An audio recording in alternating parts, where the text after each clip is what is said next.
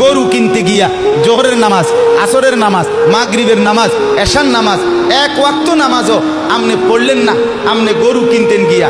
আবার কোরবানির দিন আড্ডি কোবাইতেন গিয়া আপনি জোহরও পড়লেন না, আসরও পড়লেন না, মাগরিবও পড়লেন না। আপনি যদি এরপরে আইসা এই মাইক দিয়েও কন আমি আল্লাহর জন্য কোরবানি দিছি, আমরা বুঝছি না কেন? আমরা সিরা খাই, আমরা সিরা খাই, হ্যাঁ? আমরা অনন্য ভাত খাইছি, এই মাত্র ভাত খাইছি, আগে তো খাইছি, আজকেও তো বেশিক্ষণ হয়েছে না ভাত খাইছি।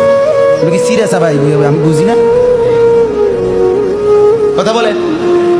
অতএব আমনে মানে উনি মনোযোগ দিয়ে কোরবানি দেন, এটা হলে মানে মনোযোগী কোরবানি, একেবারে খুব যত্ন নিয়া মনোযোগ দিয়া কোরবানি করতে আছে।